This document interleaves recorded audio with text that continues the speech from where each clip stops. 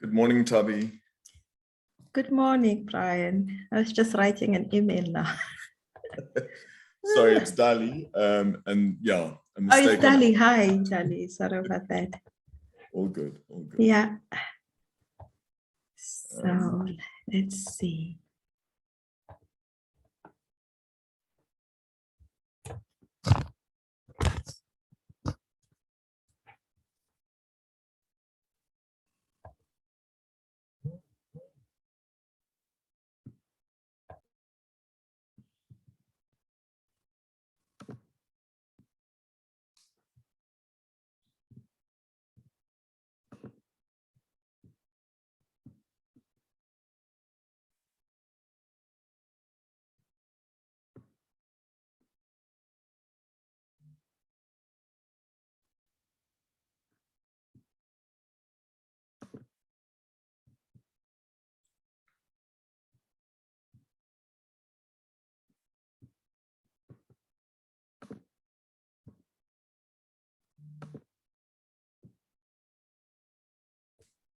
How much more time do we need?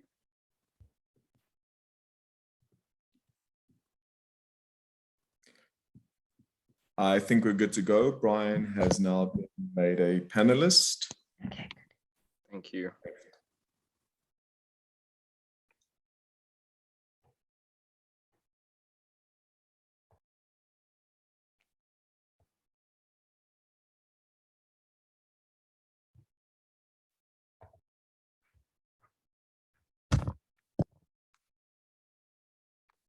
Morning, everyone. Thank you. Sorry for some of the technical difficulties. It's not only Eskom that goes on the fritz.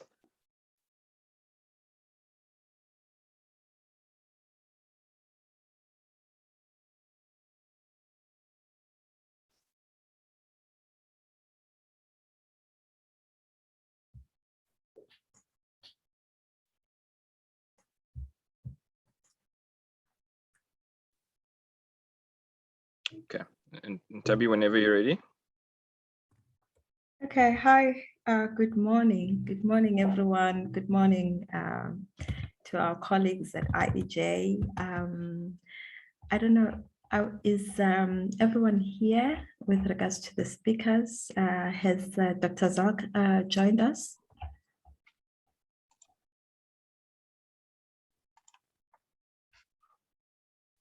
I'll try to reach him now. Okay.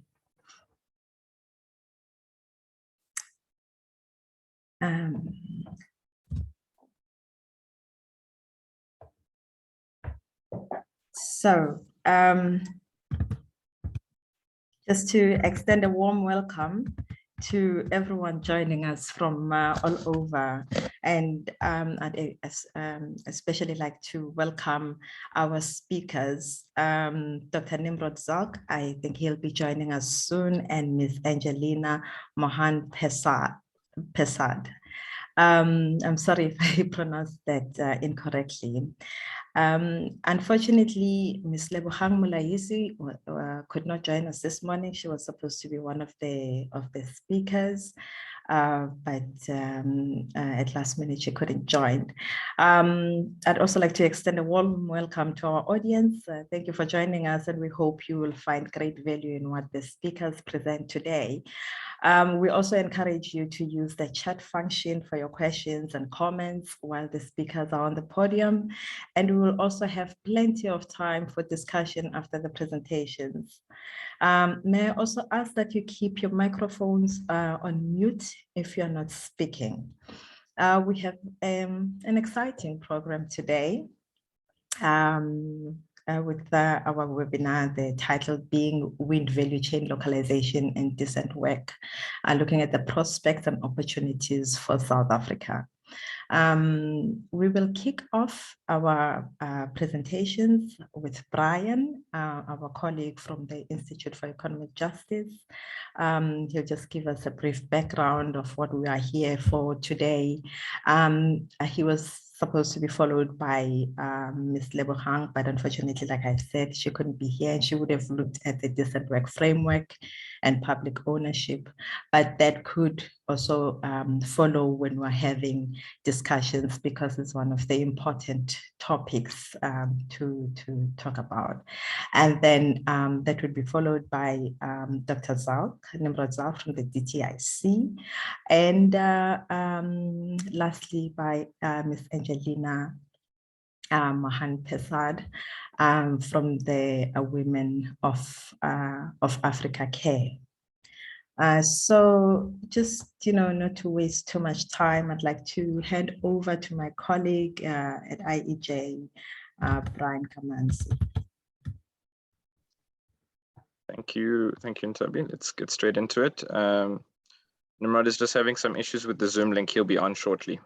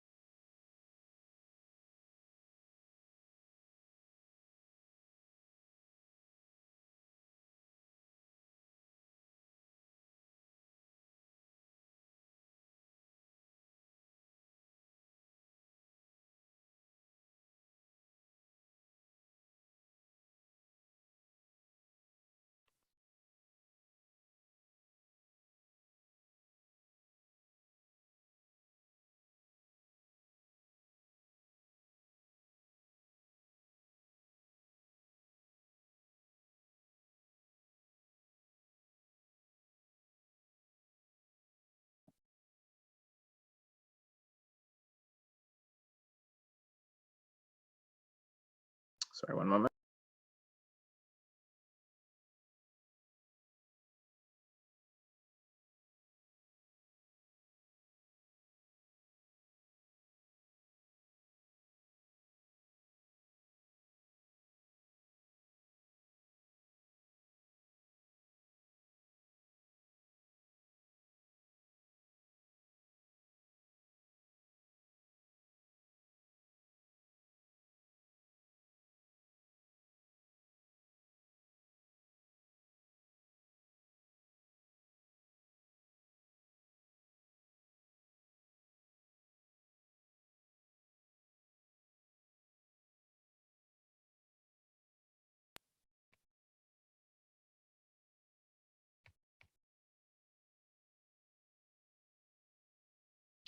Okay, and Tabi, if you could just confirm that you can hear and see me. I can hear you, and on the screen we see it's loading. Okay.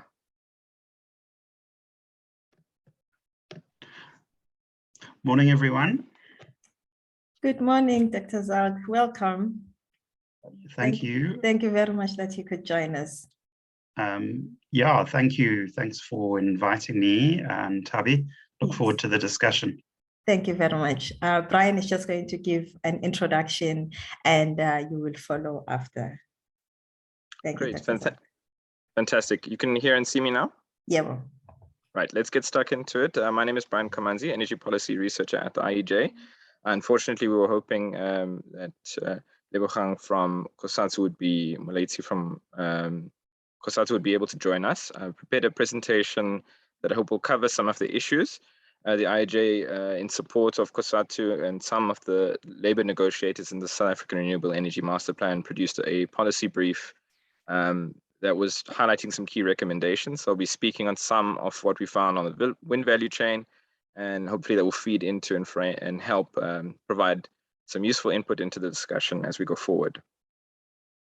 So just a brief overview of the renewable energy life cycle as it stands in South Africa. So this is primarily for wind. The wind value chain is primarily implemented through utility scale projects, primarily through public procurement mechanisms that may change in future with the change to deregulate the aspects of the industry. We may see more private wheeling projects, may see more self-generation projects for wind, but at this stage, it's primarily the demand for wind is primarily set by the integrated resource plan. The mechanism then for collecting bids for that is through the IPP office, which sits under the Department of Mineral and Energy Resources. They submit requests for proposals, which then implement a competitive bidding process, which have specific rules, and each bidding window has had different rules. Projects would then acquire sites. There's technology development that is happening parallel and sometimes before, particularly for mature technologies. Permitting is required for sites to have particular types of machinery do construction, and also the erection of, at least for wind turbines of particular heights, you need particular permits for that. Financing is assured for the projects. An EPC contractor initiates the construction and completes and hands over the fully constructed wind farm. The project is then handed over to typically to a separate entity, in some cases the same company, but a different arm of the company, to conduct operations and maintenance of the facility, where it lives out its life cycle. Most of the plants are currently rated to last about 15 to 20 years. Thereafter, they enter their decommissioning phase, where hopefully some recycling is happening. But the plant is essentially dismantled in an appropriate fashion. So what are some of the current trends in the wind value chain? Very briefly, solar and wind technologies have been identified in South Africa as the key technologies to shift reliance away from coal-based generation due to the high availability of those resources in South Africa. For renewable energy more generally, it's split between utility scale and what's called SSEG, so small scale embedded generation plants. And as I mentioned, wind at this stage is almost exclusively utility scale. So the demand is then constrained by the IRP. IRP is potentially up for review. It is also intended to be a living plan that is updated as technology and other economic considerations shift. The industrial policy mechanisms for the Renewable Energy Independent Power Producer Program, which is the public procurement of private generation capacity, which is currently used to procure renewable energy, includes local ownership requirements, local content, and economic development requirements. We have some speakers who speak to each of those factors. Some realities, though, electricity demand is declining and Eskom availability is decreasing. And that has some potential impacts on the long-term prospects of building serious domestic demand, which we can discuss later. So there are also other issues that we're seeing that have been occurring in other economies, that increased renewable energy may result in an increased demand on dispatchable plants, likely gas, which increased also the demand for storage procurement, which may increase the overall cost of producing electricity. Highly contentious point, I'm sure, would open up lots of debate within this forum. The wind value chain is highly concentrated, and by the end of 2020, the top 5 OEMs in the world owned over 90% of the global market share. So wind OEMs are typically vertically integrated and aim to, part of the purpose of that is to reduce cost and lower project risk for time of delivery, tower construction, component assembly, balance of plant, which is everything else except for the turbine.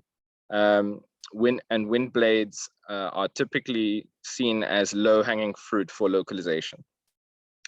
The EU and the United States have significant manufacturing for are countries who house OEMs that have significant capacity for manufacturing wind turbines. Despite having almost half the domestic demand for wind turbines, they yield 4 to 5 times as many jobs per gigawatt installed locally. What that tells us, which makes intuitive sense, is that the presence of a manufacturing industry has a higher yield on jobs than simply relying on demand and imports. EU-based manufacturers dominate the global market share for wind OEMs. That's still true today. China has leveraged very aggressive localization strategies, and they've leveraged their also massive domestic demand to build some of their own OEMs, which have also seen some positive gains in some of the lean years that have come post-COVID. I'll speak a little bit about that. Some of the international trends, so wind OEMs are very protective typically of their intellectual property rights, and OEMs are able to exercise further control of their products over time by typically securing maintenance contracts through the operations and maintenance phases of the project. The top global wind OEMs recorded losses are in 2020 to 2021, largely due to the economic fallout from the COVID-19 pandemic response measures. Vestas, one of the largest wind OEMs in the world, recorded a net profit loss of 57.6% in Q3 of 2021.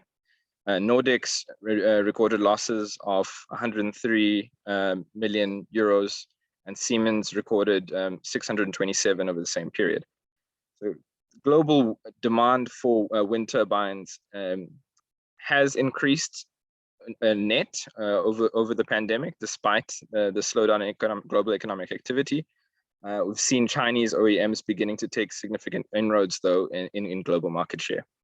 There is currently a global supply chain crisis, particularly in concentrated supply chains, particularly in supply chains that have high reliance in China for a number of reasons, and the wind value chain is one of those. And this has resulted in rising input costs, project delays, and increased project risk.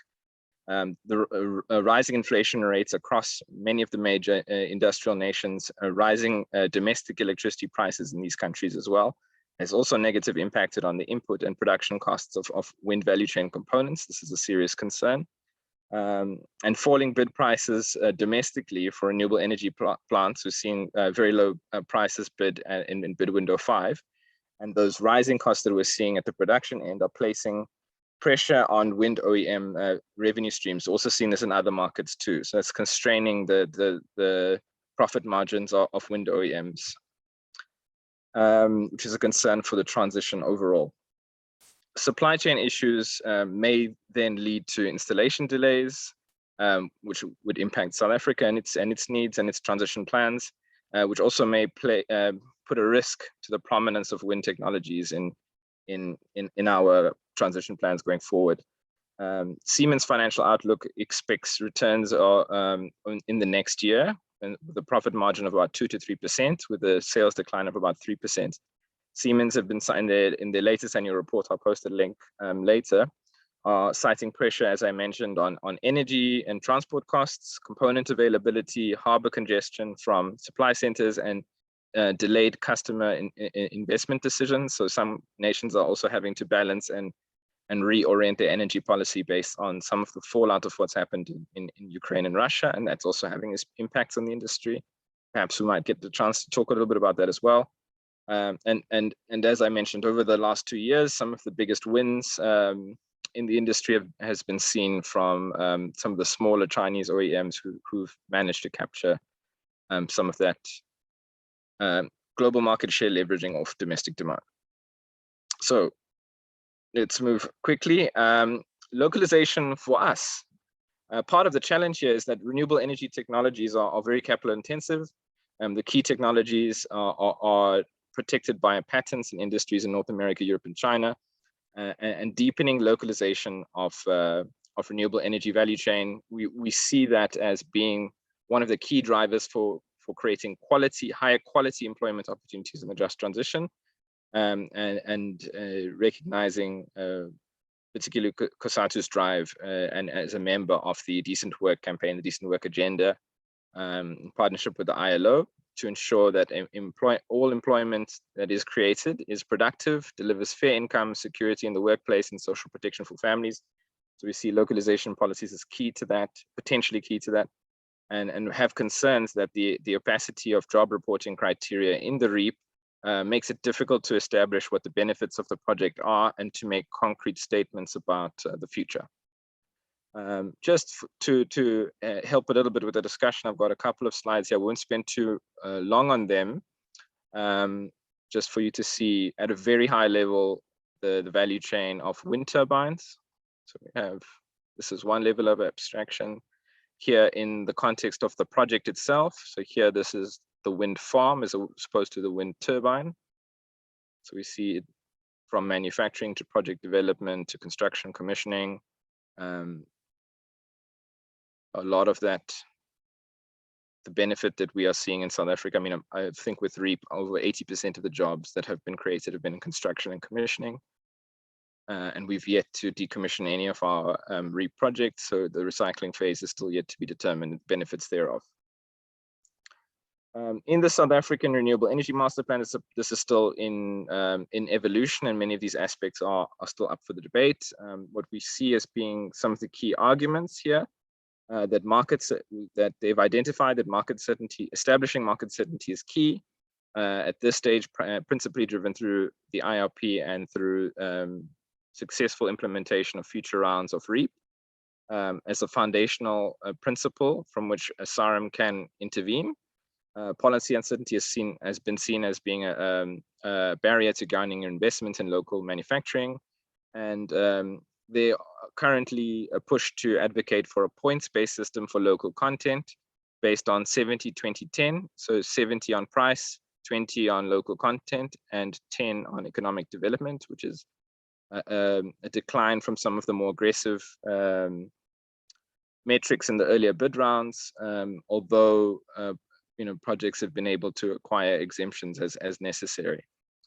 Private PPAs, wheeling agreements, and small-scale embedded generation plants have been on the rise and are projected to continue to be on the rise. It remains to be seen what role wind will play in that. But there are opportunities. It's acknowledged that there are significant opportunities for local manufacturing should demand rise in that from that source. The SARM also identifies that export to African markets should be cited as a major opportunity for local goods and local skills and manufactured goods. Some of the industrial policy concerns we've identified, however, are that we need to see trade policy playing a firmer role in protecting local manufacturing and offsetting what the DTIC has said in multiple forums as the premium incurred by local component procurement. The role of public subsidies and ownership in renewable energy industrialization, where it has taken place globally, has not really been reflected and adequately appreciated in policy debates in South Africa. And we believe it can play a stronger role here. Local content challenges, where local content policy has existed, the rules have left room for interpretation from developers. There's been fairly also non-transparent aspects of how exemptions have been secured, which has resulted in a number of projects exploiting the loopholes to bypass requirements and limiting some of the benefit that the economy could reap from that. We are largely absent of technology transfer strategies, and that has not really featured prominently in the debates around how to localize wind and solar value chains. There's little coordination and support for research and development, which targets key aspects of value chains that we feel we have high ambitions for localizing in South Africa and developing skills that are pertinent to manufacturing sectors, not simply to construction and maintenance. And we are also lacking an export demand analysis. So what is the real capacity, what is the real prospect of demand on the rest of the continent, where they're currently sourcing their components, and what real prospects do we have of targeting those and competing with for example, with nations like China. Sorry, let me just, almost there.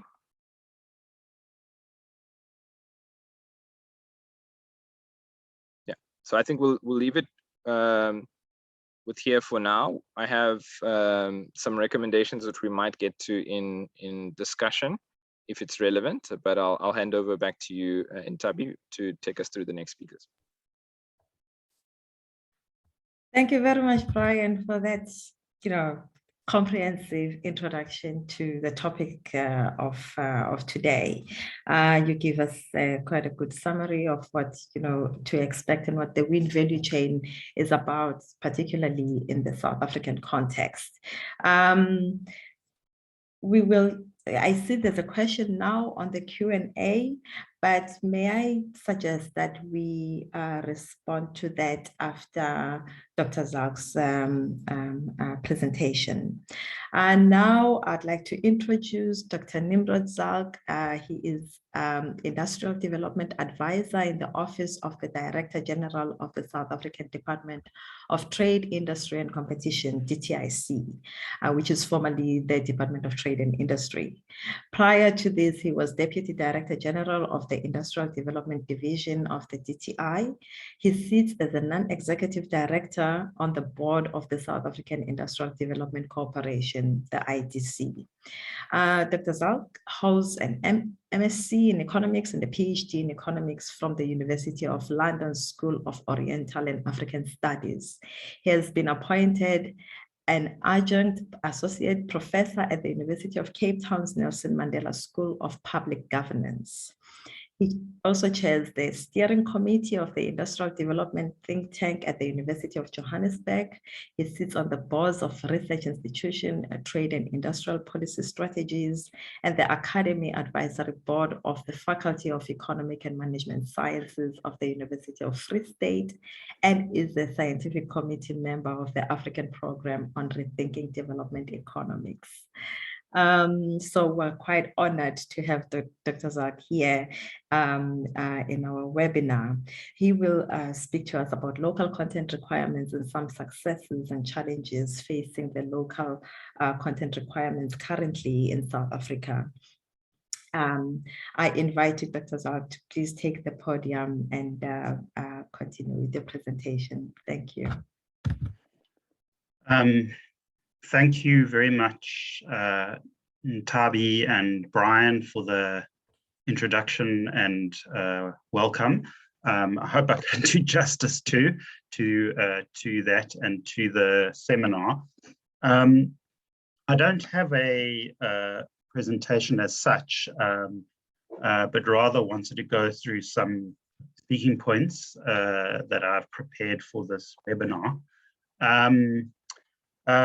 So first of all, we know that there has been a fairly significant program of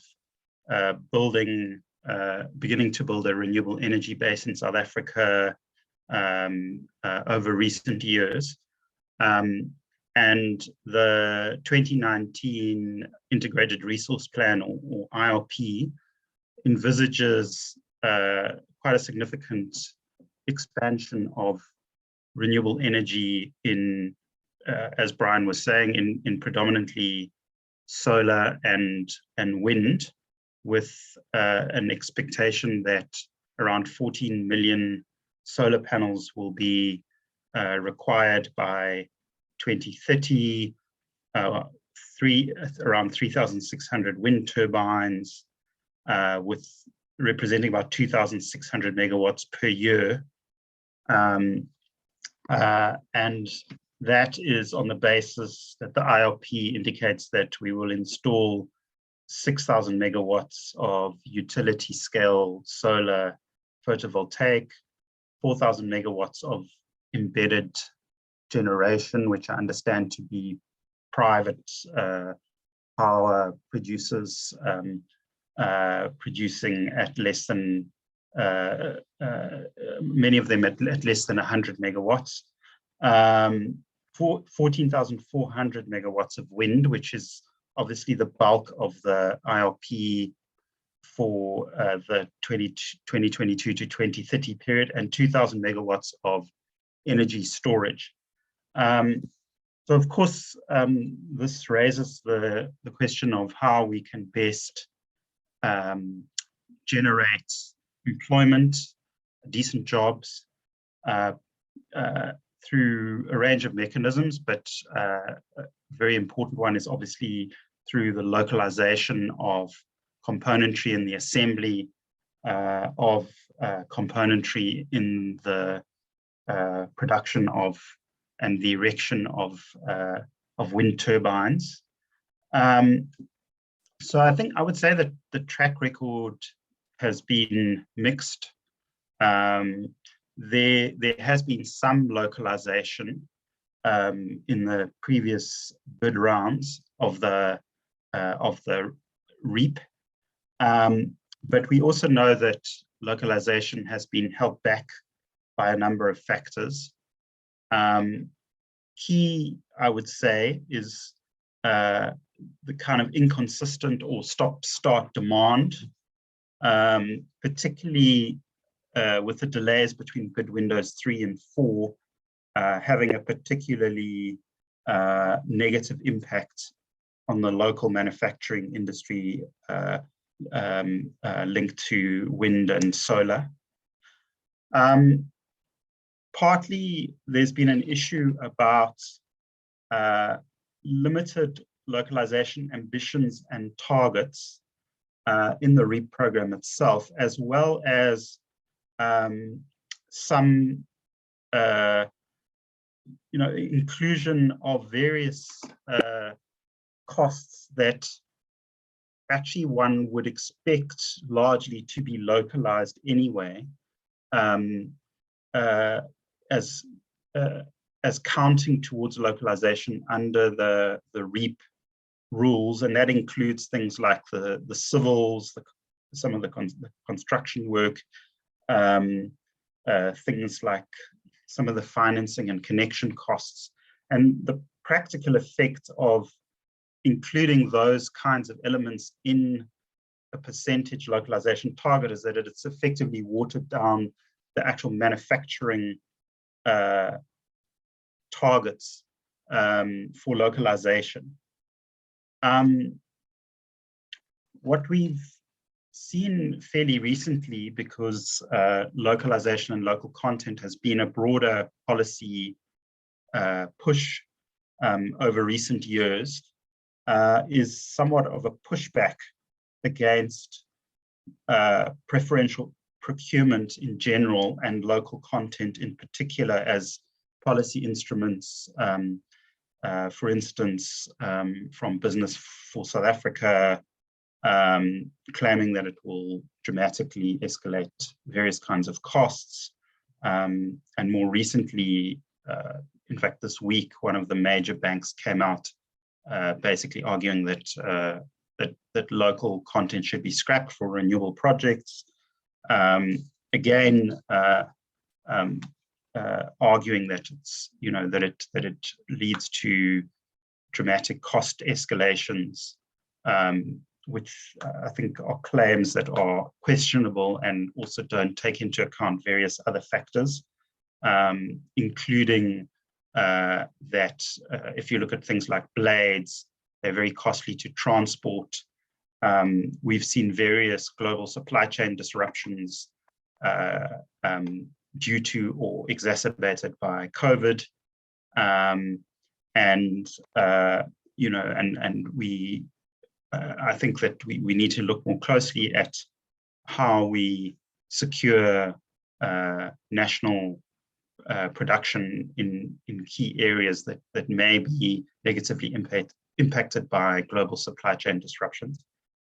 Having said that, there are clearly various shortcomings that need to be addressed in the policy with respect to renewable localization. This includes continuity, ensuring that there's continuity of demand, of procurement of renewables, that is of an adequate scale to make localization more feasible and more attractive.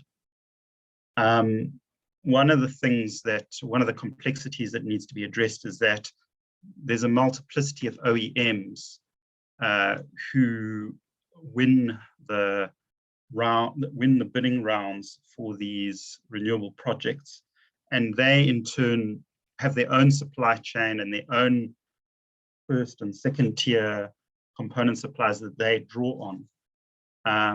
What that means in practice is that in a given bidding round, you're not necessarily you won't necessarily have the standardization of things like blades, because you might have a number of first tier component suppliers providing the blades to different OEMs who are part of the winning bidders for a particular wind project. So I think one of the issues is looking at things like, to what extent is there scope for standardization of some of the componentry? To what extent could there be, smarter kind of financing mechanisms, like helping to underwrite some of the insurance contingent liabilities, or the kind of the warranties that component suppliers have to provide to OEMs in the event that something goes wrong with the componentry that it provides. So I think a major area that also requires attention is to say, how do we look beyond the South African market? And one of the more creative areas I think that could be explored is to say, could we recognize as local content production that is not just for a particular project in the South African market, but integration of South African production into the global value chains of OEMs.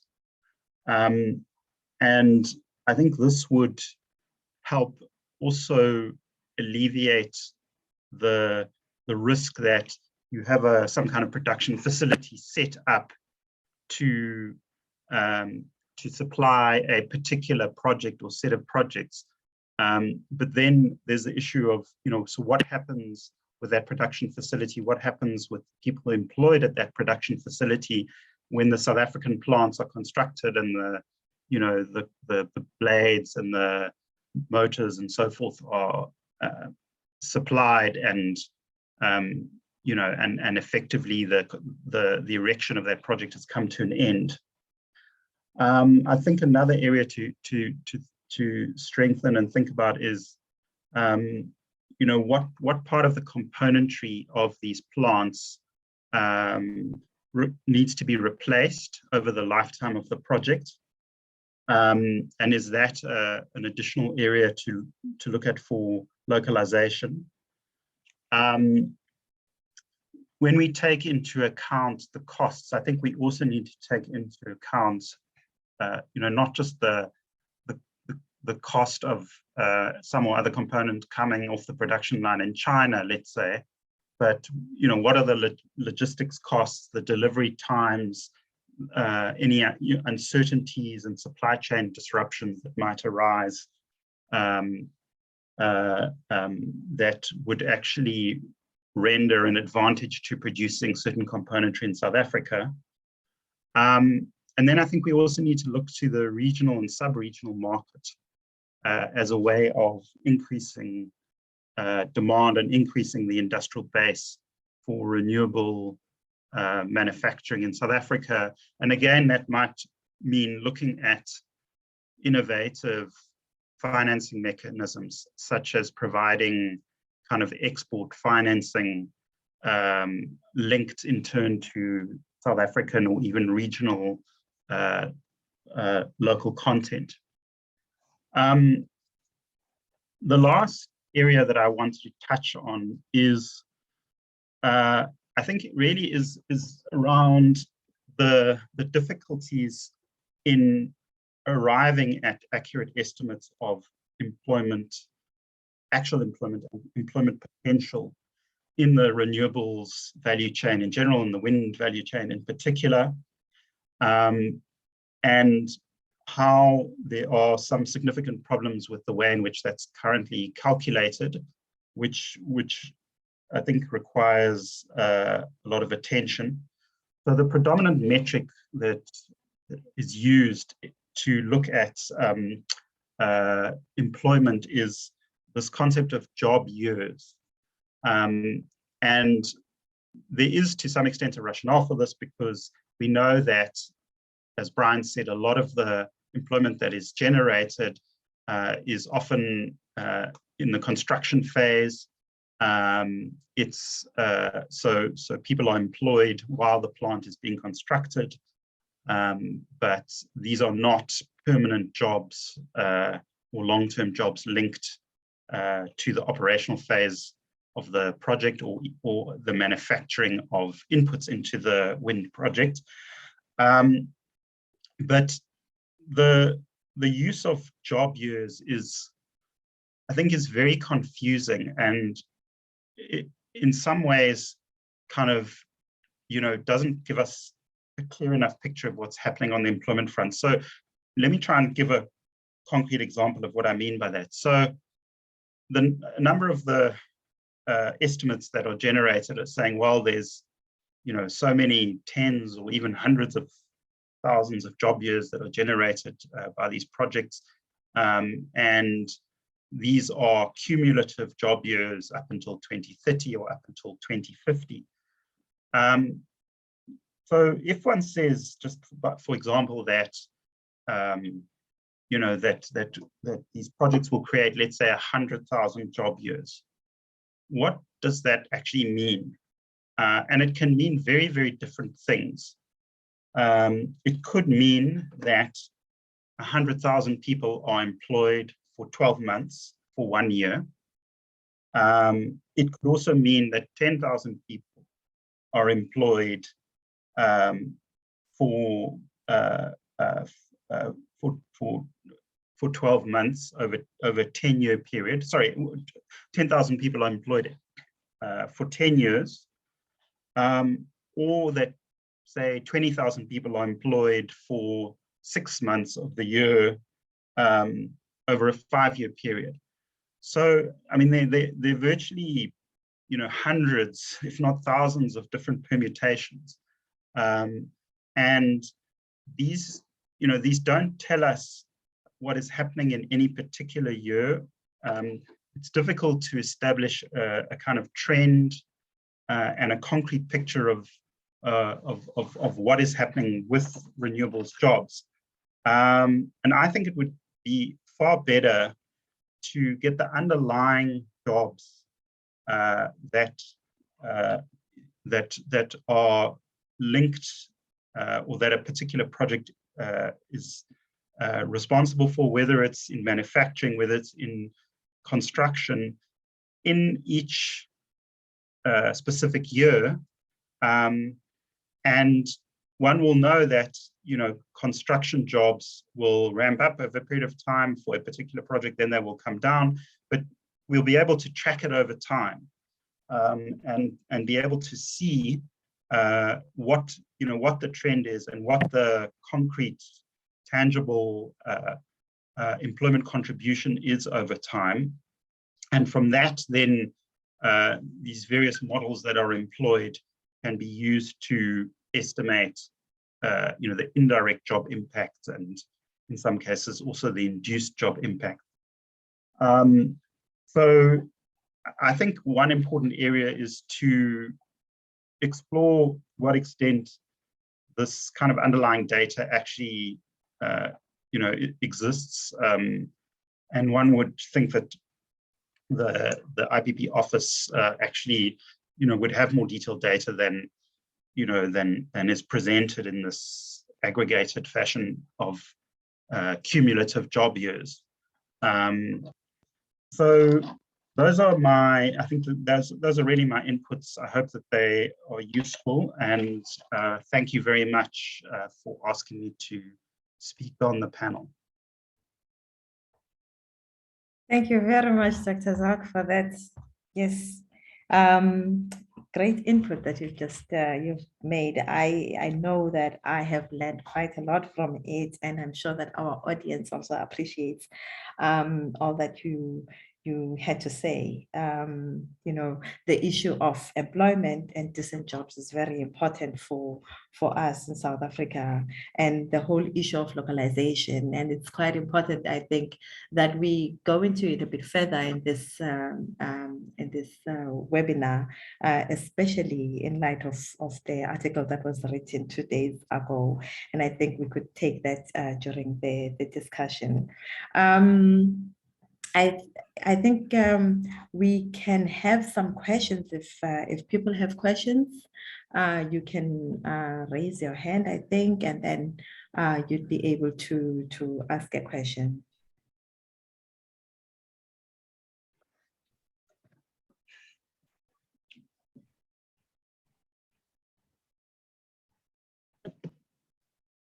I don't see any questions. I have one, Dr. Zalk. The whole issue of localization, I mean, you went into it a bit, and I'm just wondering, because, you know, one of the things that is a constraint is that there's not enough financial backing for those that want to set up local industries, and so the RE industry. What kind of financing mechanisms do you think would be most relevant and realistic and sustainable for South Africa? I'm thinking here, we are in this age of climate finance and transition finance. We saw at the COP26, $8.5 billion was declared to help, you know, South Africa during its transition process. Should we be looking at those kind of financing mechanisms so that we can subsidize the local industry so that it can be sustainable? And would that be an innovative way of trying to fund the localization agenda?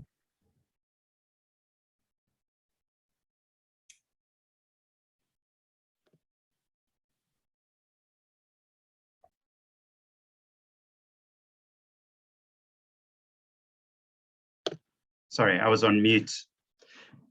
I think that, I mean, financing is one element. I think what we've seen is our development finance institutions, particularly the DBSA and the IDC, have played quite a significant role in funding the first few rounds, in funding projects in the first few rounds of the REAP. And I think that that has played an important role in, you know, kind of demonstrating that these are viable investments in the South African context. However, it's difficult sometimes, I think, to fully untangle the financing from some of the policy elements. So, you know, notwithstanding that that DBSA and IDC in particular funded initially a lot of these projects, I think the localization kind of outcomes have been somewhat disappointing. You know, there has been some progress. It's not that there has been no generation of capacity, but you know, I think what we had is we had things often pulling in different directions.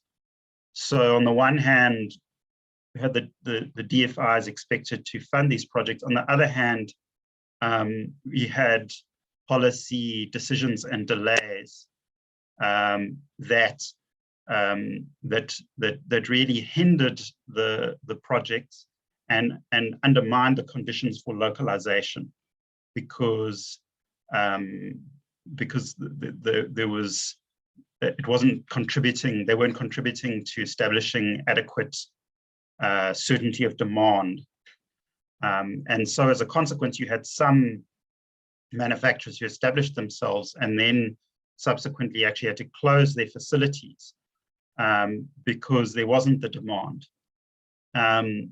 And some of that we know in retrospect, you know, really had to do with high level kind of political economy contestation over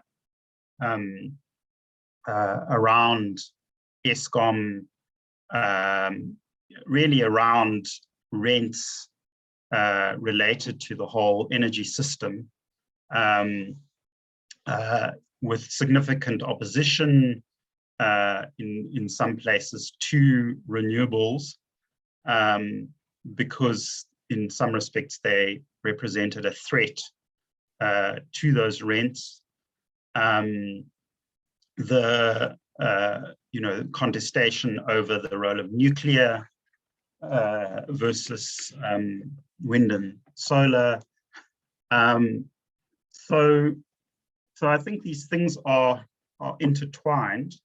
I mean, the overall picture, though, is that the just transition does require massive financing.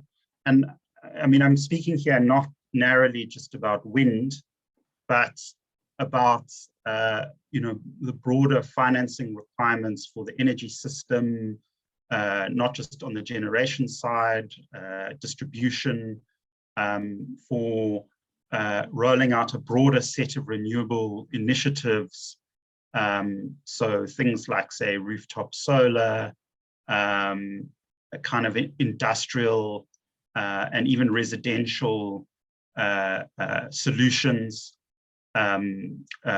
renewable energy or energy efficiency solutions, investments in water, other investments in more broadly to preserve the biosystems of South Africa. If we look at the recent floods in KZN, clearly this talks to the need to have far more resilient infrastructure, more climate resilient infrastructure. And there is a massive funding requirement, concessional funding requirement, which is a major issue. I'm not sure the extent to which we want to get into that in this discussion, but there are also very broad kind of divisions and almost ideological divides about how this should be financed, particularly around the role of so-called blended financing, and around exactly who gets, where subsidies are directed. Are subsidies directed to lower the risk of projects, of green projects, which I think is an appropriate and necessary objective, or are they predominantly directed towards de-risking investors, regardless of the developmental and kind of environmental outcomes of those projects?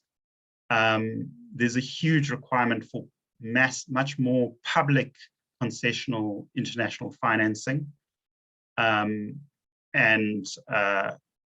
So I think these are all enormous issues.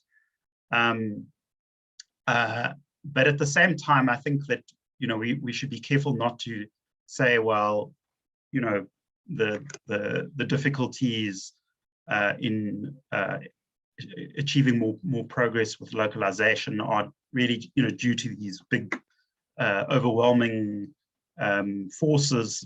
A lot of it is down to our own agency and our own kind of decisions, and there is there's a lot of scope for us to make decisions and implement policies and direct financing towards a just transition. Thank you very much. Thank you for that response. It covers, I think, everything that should be considered when one is talking of financing this kind of development. We do have some questions on the Q&A box. The first one is, how does the renewable energy industries compared to other more established sectors like the automotive sector when quantifying local content? If you have a brief response to that. And I don't know if you have access to the Q&A box, maybe you can also see the questions yourself. Sure. Yeah, okay. I think there are two questions there that are perhaps linked. Yes. So in the automotive sector, local content is much more clearly defined. And in a way, there's less wriggle room around what constitutes local content. But to try and kind of make a concrete comparison between the two, so in automotives, there's local content is really about how much local value add there is and how much is embodied in components, which in turn are assembled into vehicles. In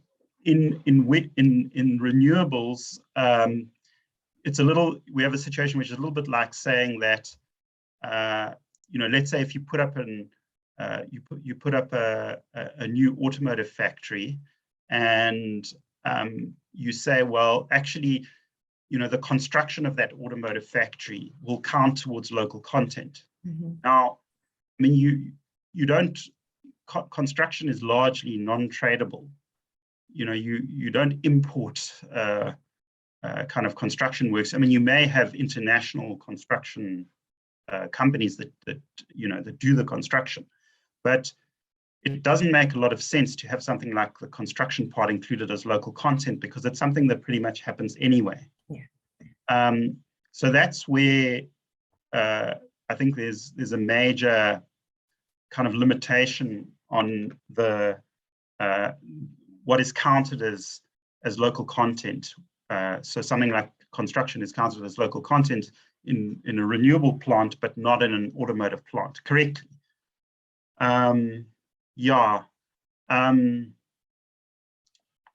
then, and so the second question is what solutions can be developed to support more local manufacturing in wind? I think that, I've tried to cover some of those. Yeah. So I think one is continuity of demand, which means much more certainty about the procurement of wind and other renewables.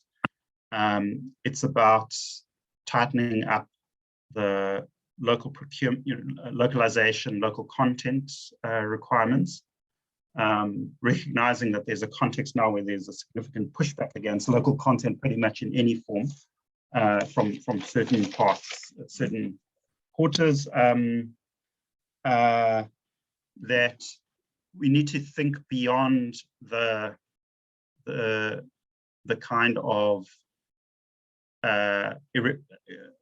construction and erection phase of a particular project. So, what's the continuity of where's the demand going to come from after the manufacturing facility that has been set up to supply a particular wind farm is completed, and that necessarily means we need to look at the export market. So partly I think that means looking at a strategy for the sub-region. Partly I think it means thinking creatively about how can we say that we want to encourage the OEMs to integrate South African component suppliers into their global value chain. So in other words, when you come and you set up in South Africa, perhaps we need to say that,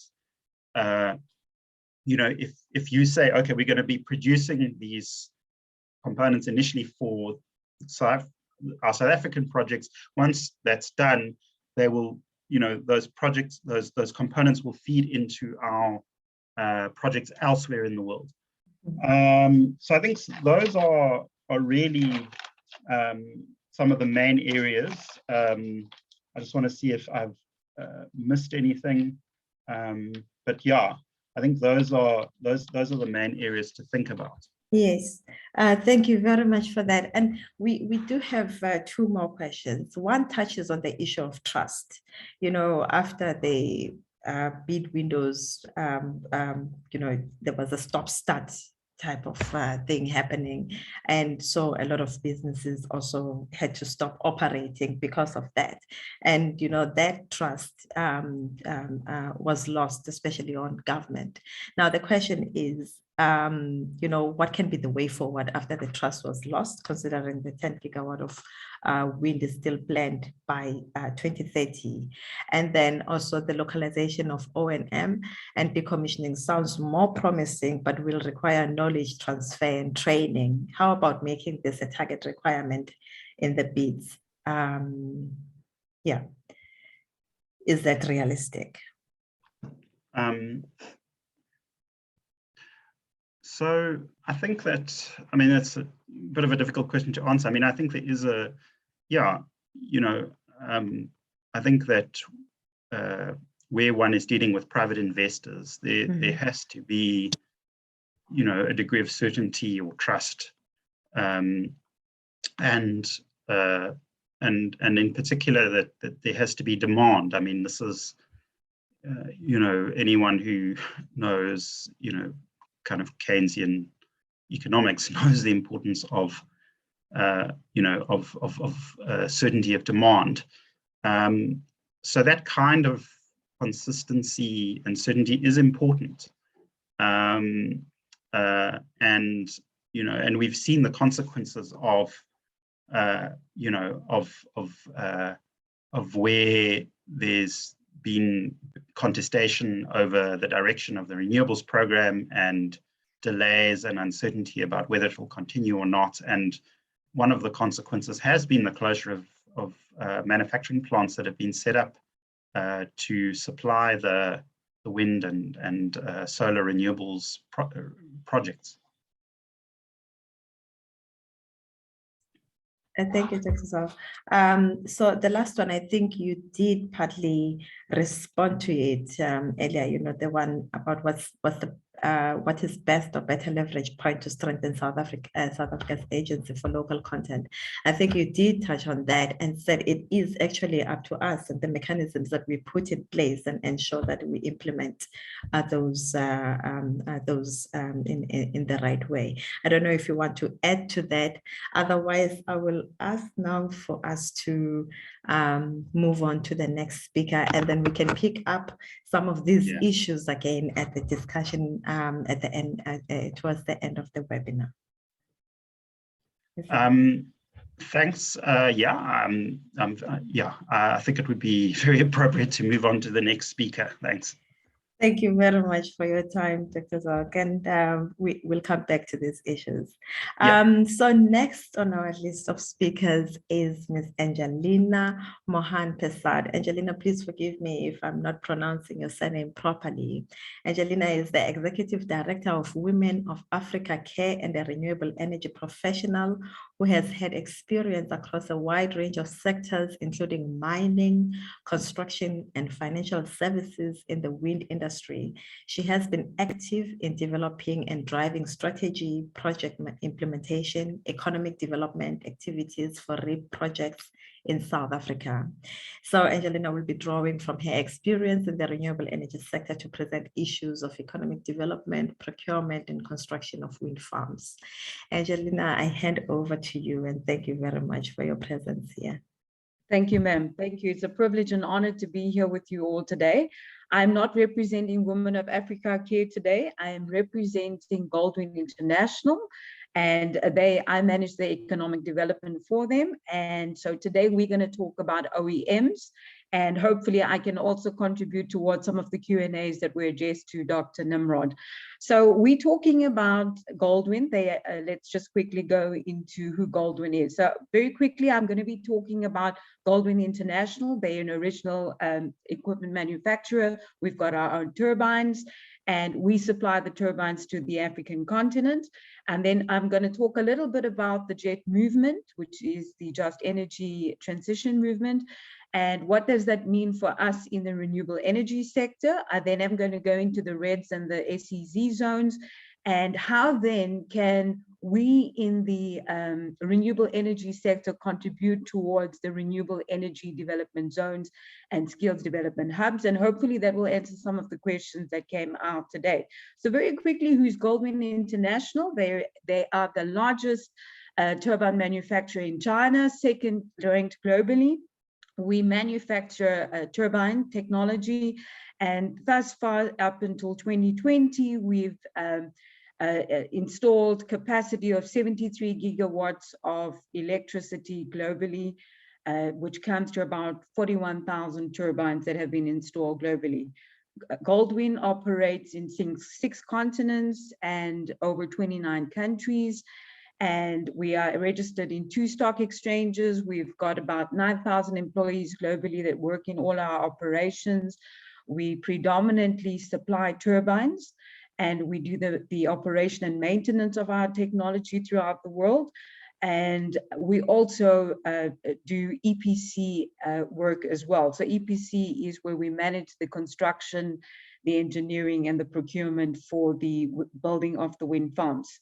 Okay, so in South Africa, or in the African continent, we have got 3 projects. We came into South Africa in round 4, and we successfully commissioned 2 projects. The Eastern Cape, we've commissioned Golden Valley, where we supply our turbines, 120 megawatts, and currently in operation for a year.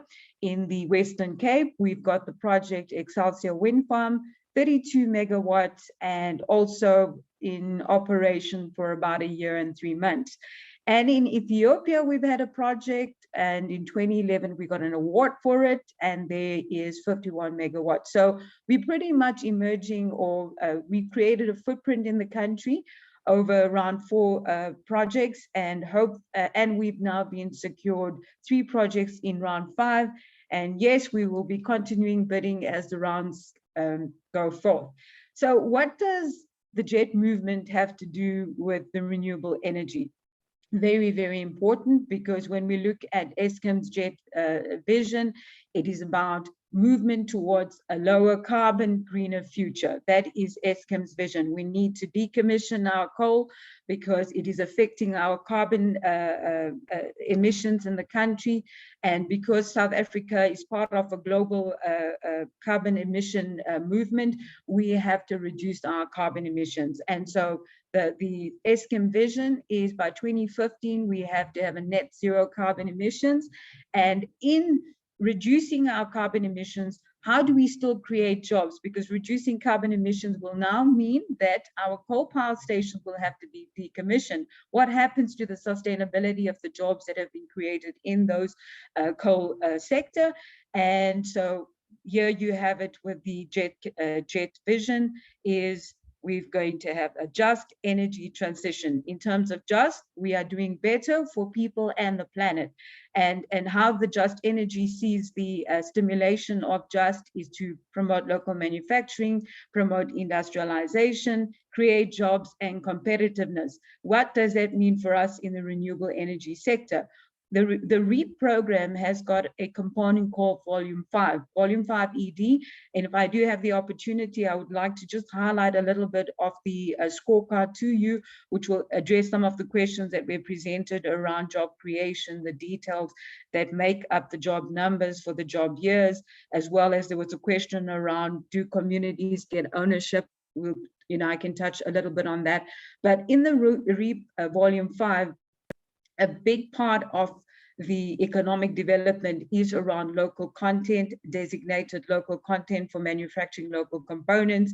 It's highly job creation intensive, where the scorecard interrogates and puts targets and thresholds in place for ownership, where 30% of your of the OEM business has to be owned by South African businesses. And then they talk about job creation, where a big component has to be South African citizens that need to be working in the projects. And then they break it down into the demographics of the country, which again talks to our BEE Act, right? Our BEE Act says that the demographics of the economy needs to be a true representation of the demographics of our employment active population. So when you look at your annual CEE report, you see that 79% of the economic active population is African people. Indian is 2.8%, coloreds is 7.8%, and whites are 9%. And so really what the economic development scope of work is saying, can we see, and BEE obviously playing a very big part of our economic development in Volume 5 for REAP, talks about let the demographics of the economic active population in the country be represented in your projects. So in your supply chain work, in your value chain, in your job creation, in your ownership, they want to see that demographics play out and in terms of transformation. So part of the just in terms of localization, job creation, competitiveness, highly supported through the REAP program in Volume 5 Economic Development. Then in terms of energy, we talk about cleaner continued electricity provision. That is what Eskom talks about. And so Eskom is highlighting that we need to increase the share of renewable energy in terms of your generation mix in gas, CSP, wind, PV, hydro, nuclear, and obviously decommissioning the coal. So we'll go very quickly through the IRP 2019 energy mix to see where the mix has been adjusted, that there's a transition where decommissioning of coal is taking place and an increase in the renewable energy generation mix. And then we also talk about the Eskom talks about the transformational change of business models, where they want to separate their coal and green business, because currently they one, and getting the role of IPPs more involved in their generation and in their business models. That is what Eskom talks about. And then very quickly, the enablers. Who are the enablers, the policymakers, the funders, the lenders that are contributing towards this JET vision? And we see that government, international government, Eskom, power purchase agreements and privatization, and private businesses and corporates play a very big role in terms of the Eskom vision of the JET movement. So just very quickly, I thought I'd just highlight a little bit about that for us to understand what is the JET movement and how does that talk to the REAP industry. What I liked when I looked at the JET fact sheet of last year is that in terms of the transition in readiness for repurpose and repowering, how do we repurpose our energy when we decommission the coal, and how do we repower that through alternate generation mix?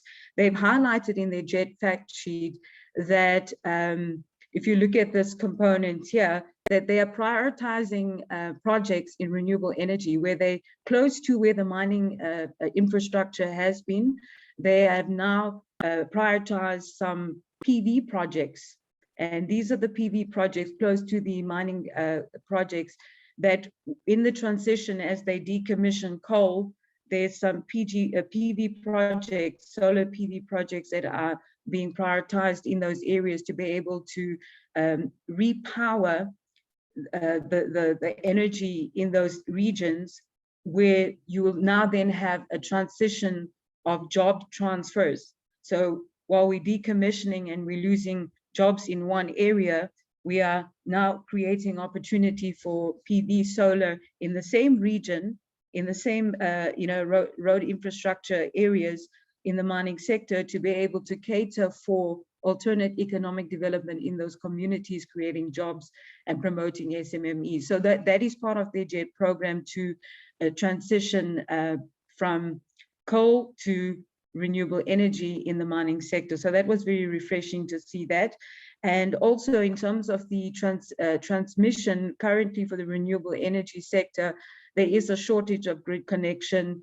There's not enough substations in the provinces for grid connection. So very refreshing to see that Eskom is looking for upgrading or enlarging their transmission, delivering a further 8,000 kilometers of transmission for grid, constructing 12 substations across 4 provinces, and installing 110 transformers. And that is going to support the repowering of energy throughout the country, and to be able to cater for the IRP distribution for the next 10 years, where there's an uptake in renewable energy while the coal will be decommissioned. So there was a study that was done by the CSIR in 2016, and in that study they compared the natural resources of sun and wind in South Africa against the resources internationally, and very, very refreshing to see that South Africa has got a 30% annual load factor in wind and sun when compared to our competitors globally, such as Spain and Germany. I mean, Spain and Germany has got a very renewable energy focused, and their annual load is between 25 to 27% in terms of the wind and sun. in terms of renewable energy, and to see that South Africa, throughout the country, we've got good wind and good sun capacity to be able to create a good load in the country. So globally, when we compare South Africa's natural resources in wind and solar against the globe in terms of load, we have a very good environment to be able to produce renewable energy when compared against the international markets out there. I quickly want to talk about the energy assessment or environmental assessment that the CSIR completed in 2018. And that assessment talks to the renewable energy space.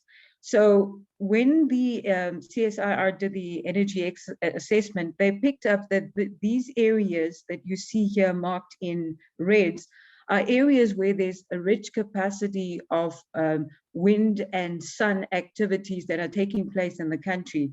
And as a result, they've identified that these are the areas where we can create hubs and facilities for local manufacturing of renewable energy. So when we look at these, for example, the Springbok and the Uppington and the Vryburg and the Kimberley and the Combarsburg, those are areas where it's rich in PV.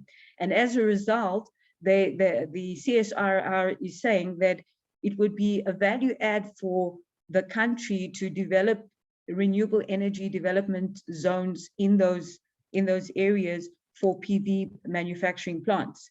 And they've also identified these 3 new renewable energy development zones in Klerksdorp, in Emashlaleni. Those are 2 development zones where they've picked up will be advantageous now that we're transitioning from mining to solar.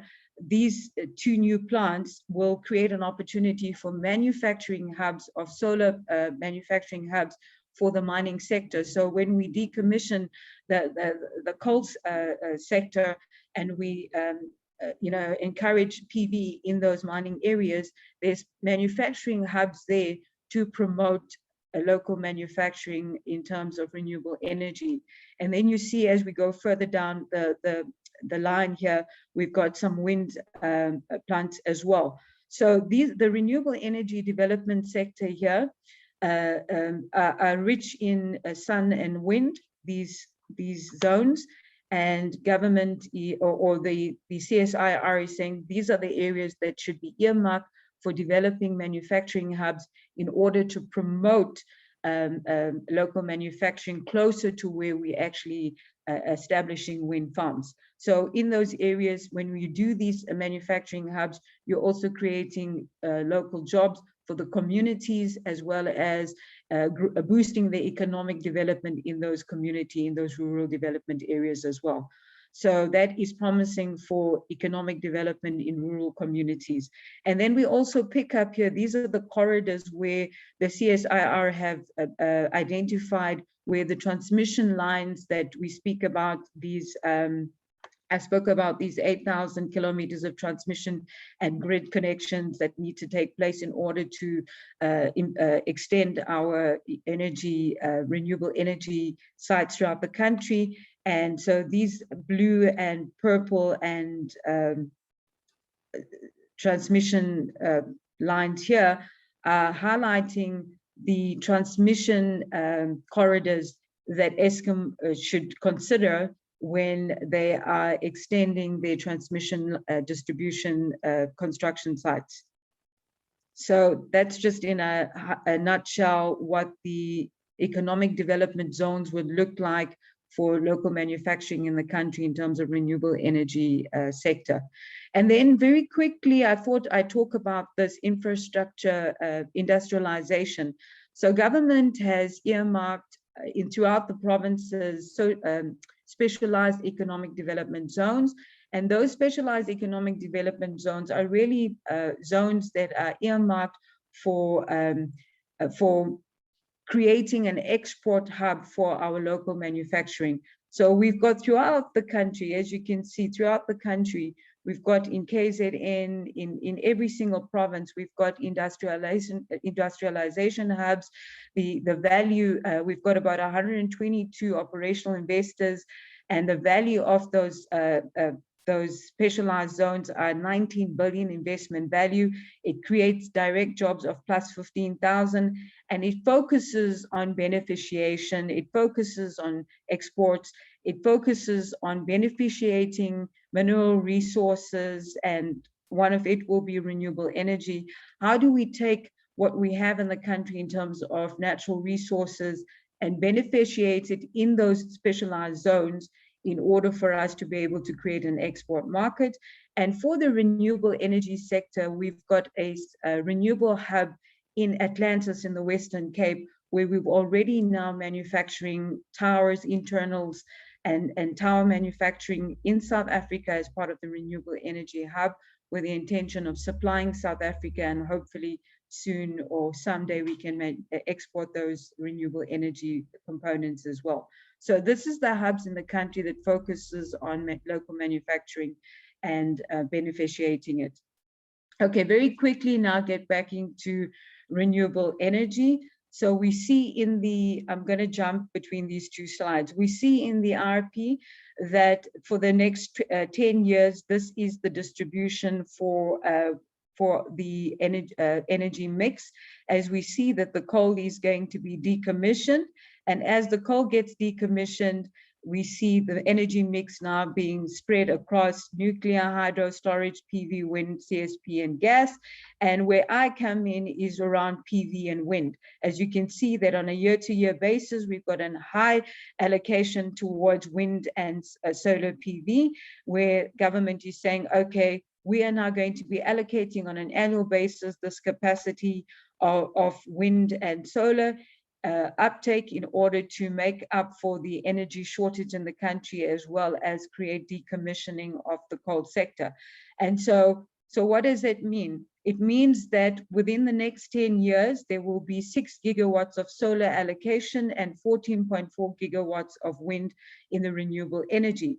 And for us, that means that in 11 renewable energy development zones, there'll be opportunity for manufacturing hubs that will promote local manufacturing. And what kind of localization opportunities in the wind and solar? You will have opportunities for towers, the steel towers, concrete towers, tower internals, PV plants, anchor bolts, anchor cages. Those are the type of the renewable energy development zones that we can create manufacturing hubs for.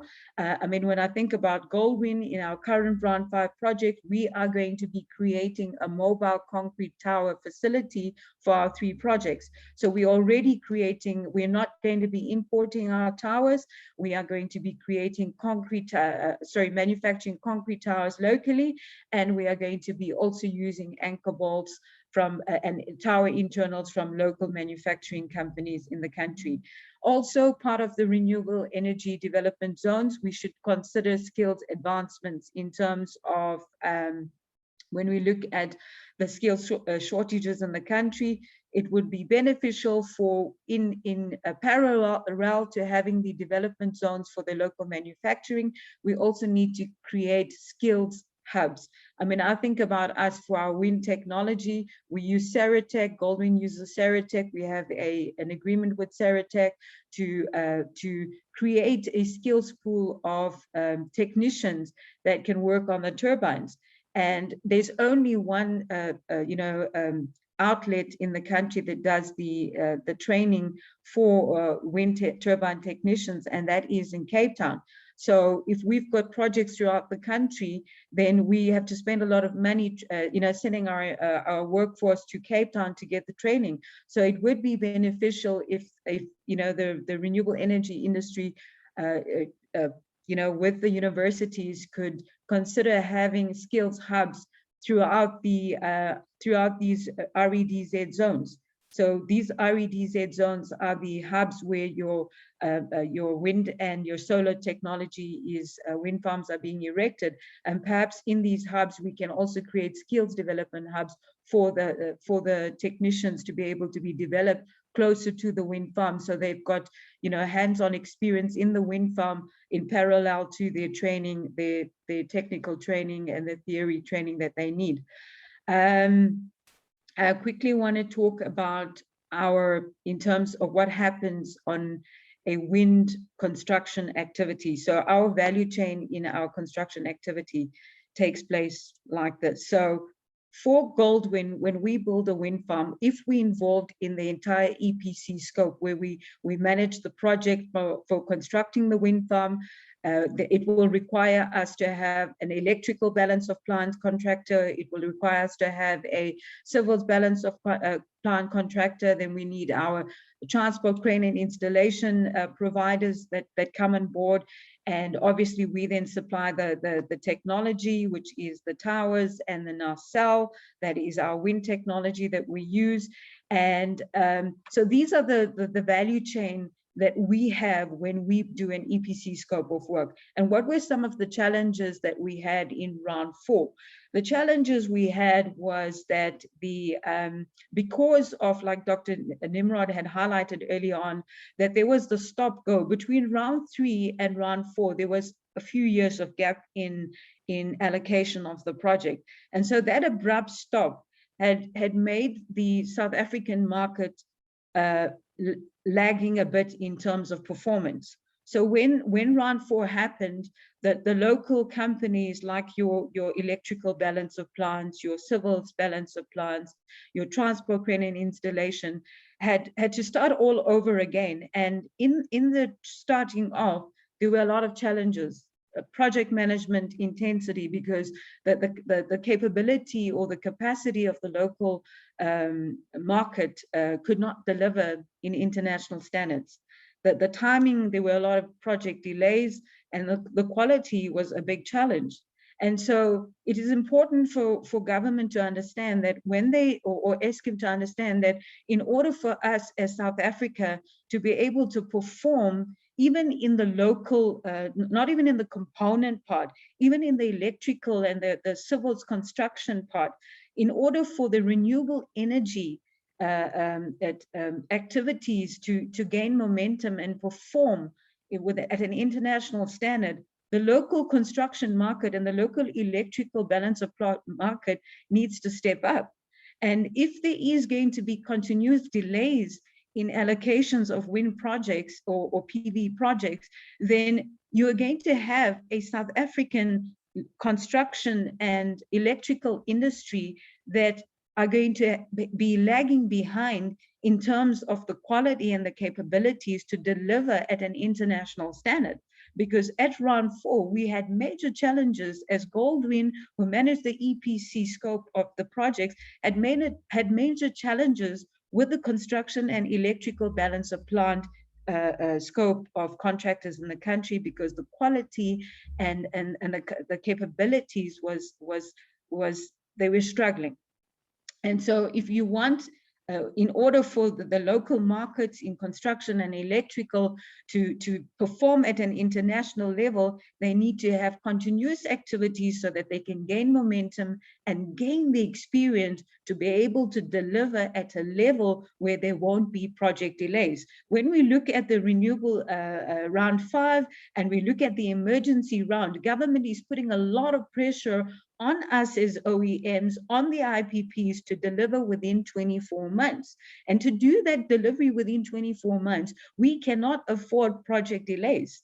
And so in order to avoid project delays, we need a local market that can meet the capability and the quality standards in order to deliver within those timelines. So it's important for us to understand that transferring of skills and having international skills on board to quickly come alongside the local electrical, the local construction, leave alone the technology transfers of international manufacturing components in South Africa. Just talking on the electrical and construction, we need the local market to be capable to do the work quickly and in accordance with international standards. Okay, so those are some of the bottlenecks that delayed our projects in round 4. And now in round 5, when I think about the challenges we're having in our contract reviews and negotiations, a big thing is cranes. Do we have, South Africa does not have the enough cranes and the capacity of cranes for the erection and the lift of our technology.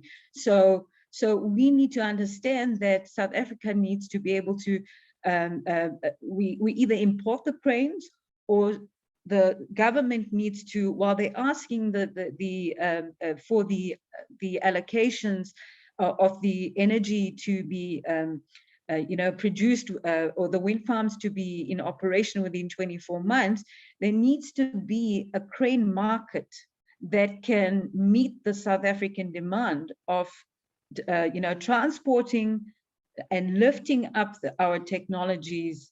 We need that kind of crane market in the country. So South Africa needs to talk about creating a crane manufacturing hub that can meet the demands for lifting of these highly intensive technology and equipment, and the capacity to meet the capacity of lifting up those cranes, because right now it is a shortage in the country.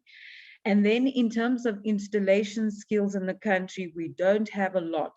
And so that is something that South Africa needs to concentrate on providing that kind of training in order for us to have a installation team that is readily available. And a big part of our challenges in round 4 was we could not find, how the renewable energy projects work is that in terms of job creation, we have to first look at what is available within the project proximity. So the rules of economic development says that you need to look at creating jobs locally within the project proximity, and then you need to look at what is available in the province, and then you need to look at what's available nationally, and then obviously what you can't get in the country, you then export those skill sets.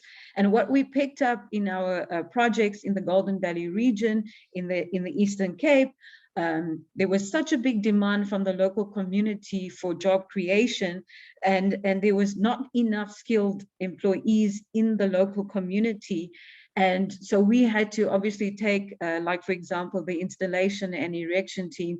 We took a lot of provincial team that were skilled in that area to do the projects, and the local communities around the project region had stopped our project sites on continuous basis. At a point where we were closed for almost 2 weeks, because the local community did not want the provincial teams that had the resources and the skills and the capabilities to do the lifting and the installation. They refused for them to come on board, and that the general labor in the community stopped the project and chased the local the skilled resources from the province out of their campsite, and insisted that the local community will do the job. So we sit with the community issues where local communities want to do the job, want us to create skilled employment for them, but they don't have the capabilities or the qualifications to do the job.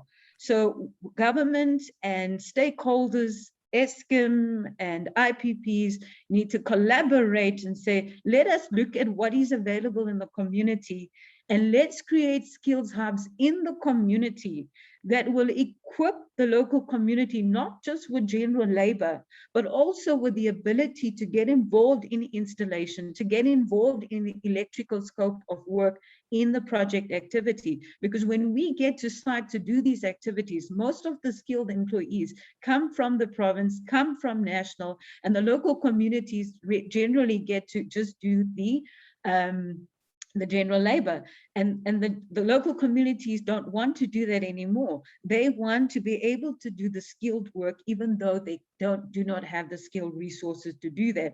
So lessons learned for us is that we need collaboration with the IPPs, we need collaboration with government, we need collaboration with skills CETAs and these skills development hubs, to be able to say, you now know where the red zones are, come on board, develop technical schools and technical hubs and skill development hubs in those regions, so that when we have our projects in those regions allocated to us, we can take advantage of the skills that are being developed in those hubs and give them the opportunity to get involved in the electrical, to get involved in the civils work, to get involved in the installation work, in terms of qualified abilities, qualified capabilities. In that way, then you're not just getting general labor from the local community, but you're sustaining them by giving them the opportunity to get a qualified experience where now they can use that experience to grow their communities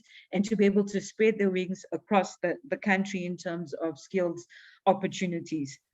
So Angelina, that's really rural development. Angelina, I'm sorry to cut you there, but just to let you know that you have 3 minutes left. If you can wrap up, I can listen to you the whole day because these are very interesting issues and close to my heart.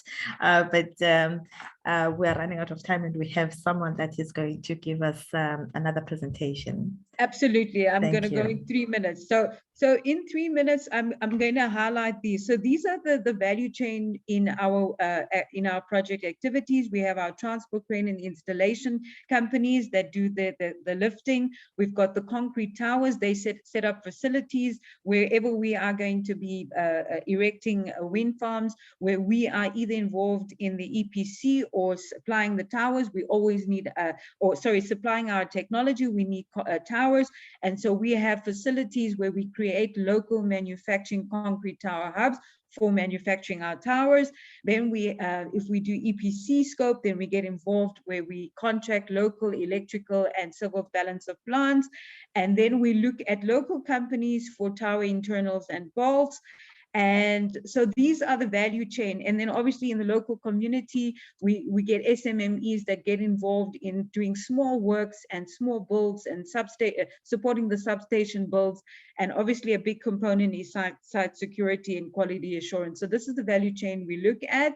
And I want to just make a very big statement here on behalf of the entire OEMs in the wind industry. So this was the message that we gave to the department in terms of, do we want to support localization? Absolutely. We are all for localization as OEMs, but we are saying that the challenges we face is this. Localization should be done in a controlled manner, meaning that there is sufficient time after consultation between stakeholders in order for us as OEMs to plan ahead, because we've got blade technology, we've got bolt technology, we've got specified technology that we need to do. It takes about 2 years for us in order to be able to sign off the quality assurance for manufacturing. So if there is local opportunities, government needs to give us a heads up and give us guarantee that there will be allocations on a yearly basis, so that when we do create a manufacturing hub, we know that that hub is going to sustain us for a couple of years of projects, not just for a few months. But because I've got a few minutes, I'm not going to go through the entire writing that's here, but basically I'm saying go read up on what we support in terms of localization. But in order to do that, we also need government as well as the Department of Trade and Industry to give us time and opportunity to do our quality checks, which takes about 2 years in order to create a sustainable manufacturing hub in the country. No further questions. No further comments. Thank you. Thank you very much for that rich presentation, and thank you very much for touching on the issues of localization, which we had, quite a lot of questions about, and it's quite a hot topic right now in the country. And then touching on the importance of, looking at the just energy transition and really knowing what it means for the South African context. And I like that you also looked at the ESCOM projects and their plans as well. The REDS issues and the SEZ is also quite important, because that connection brings it all together with regards to employment, potential employment in the country, and also how we can also support, the institutions on the ground, that like the local municipalities, as well as they are, mandated with providing energy in their specific areas.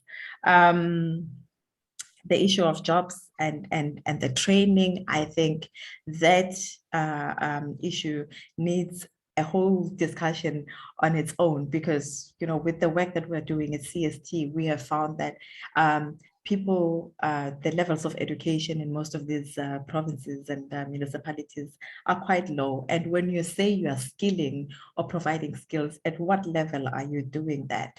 I'm not talking to you directly, but I'm just talking, you know, under this JET umbrella. It's all about, you know, skilling and reskilling. But at what level do you come in, and which people are being skilled, and at what kind of benefits is that going to have for them, but also the companies that are setting up on the ground. We do have some questions, and Brian, you have a question. I will allow you just one question before we move on, because I think that was quite important for us to ask Angelina. Thank you. Thanks, Angelina. Very insightful presentation. Just on the point of retraining, I'm aware that Eskom pays the majority. The offhand stat that I had heard from the CEO was in the region of 90%, pays the levies for the energy and water SETA, precisely to address its particular skilling needs. So the question I have for you is what is your assessment? Do you feel that the industry is willing to invest in the SETAs to build up the capacity that it requires? Or do you think that it will be more likely that they will look to sort of private training facilities that identify that gap? Well, right now we are using a private training facility, which is Saratech and SP Wind. But I would think that if government, you know, can, you know, put some pressure on the SETAs to be able to collaborate with the likes of the SP Winds and the Saratechs in order to create a renewable energy hub with international standards, then this will definitely be beneficial for the industry. But the Saratech training is accredited training through the SETAs.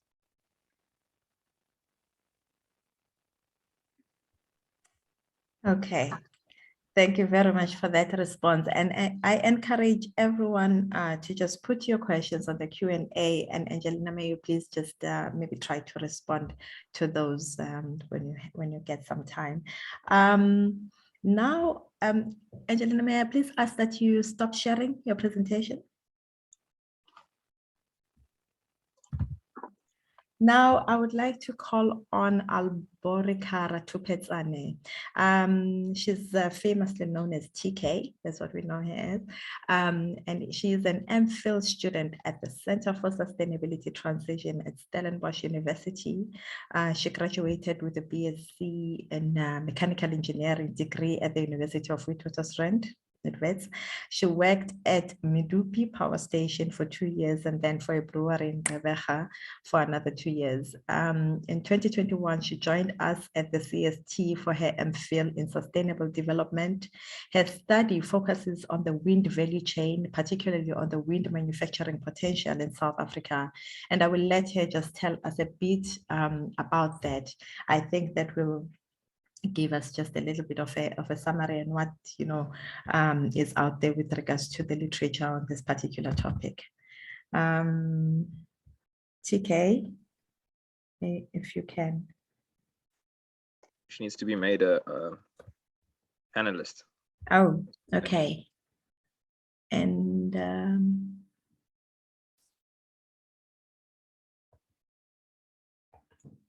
how do we do that? Just give me 1 second. Yeah.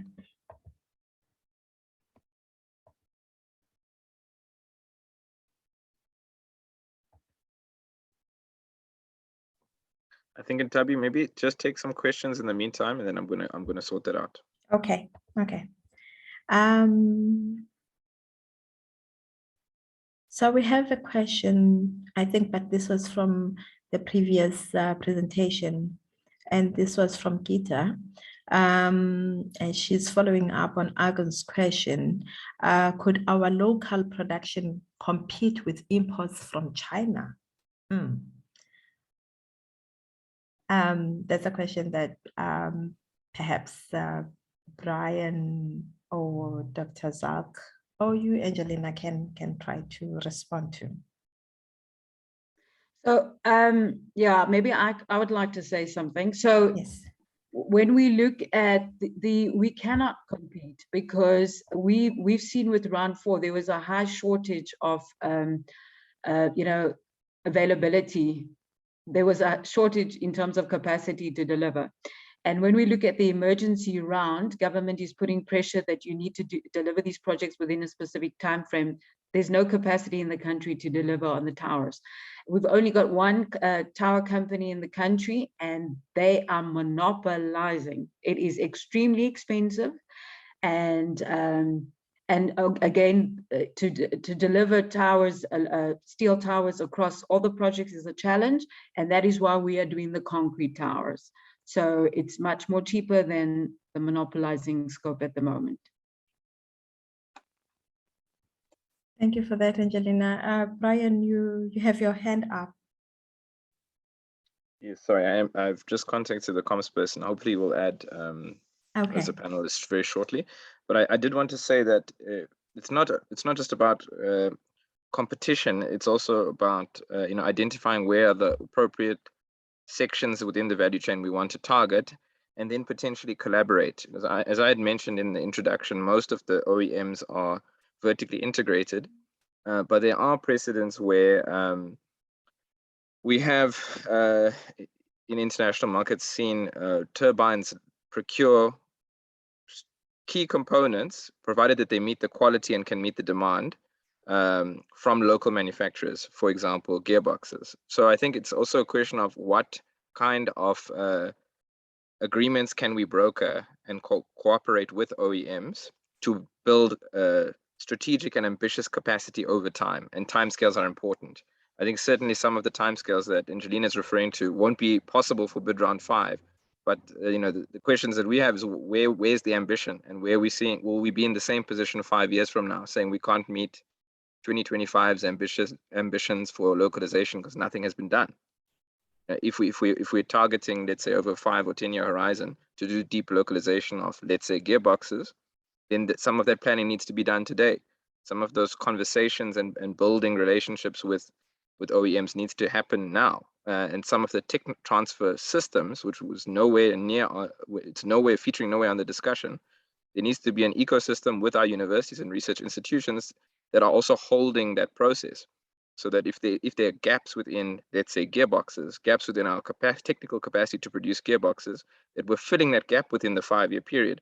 So by the time the 5-year comes, yes, it may still be a risk and be more expensive, but then it's a more question of how do we restructure the economic arrangements to bet on localization where it's possible. So including, and the last thing I'll say on that, when China developed its wind OEMs, initially the perception was that and some of the perception in other international markets are that they're at times lower quality. You have to bet on local, and over time you build experience. Some of the processes that Angelina spoke to are very key, and we have to give ourselves room to be able to do that. And one of the key levers, I think, that I want to keep emphasizing about public ownership here is that government can offer cheap debt and low cost of capital, which can offset some of these, some of the betting essentially on building local.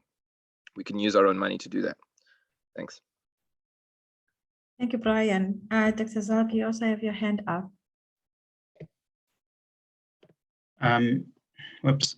Yeah. I mean, I think Brian said a lot of what I wanted to say on the ability to compete, which is, that competitiveness is not instantaneous. It's built up over time, and that's one of the casualties, if you like, of the kind of uncertainty and delays that we had in previous bid rounds. So there was a concrete tower plant that was set up. It was funded by the IDC, and it had to close down because there wasn't enough demand. But having said that, I think that it's not just the onus is obviously government has a tremendous role to play. When the OEMs also have an obligation, I think, to go beyond kind of, let's say, compliance type of approach to the REAP scorecard.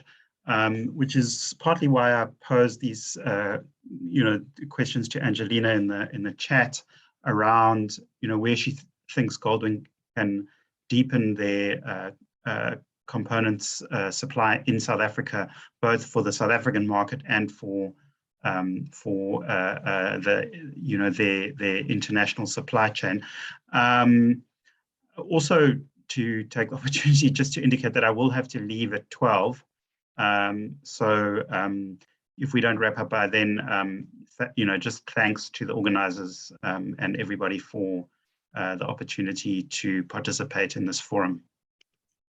Thank you to Dr. Zalk. Thank you for your input, and your participation is really highly appreciated. Yes, we're meant to wrap up at 12. I was just a bad timekeeper. I apologize for that. Now I will give over to Alborica to just do her short presentation. TK, you have about 6 minutes. Thank you. Hi, everyone. Thank you so much. Can you just confirm if you can hear me?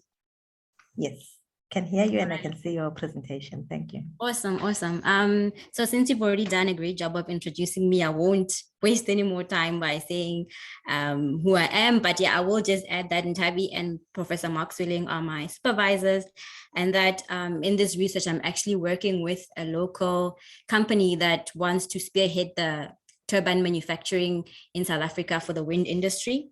But just to ground the discussion in the South African context, we currently have very high unemployment rate, and we've seen that in the last quarterly report.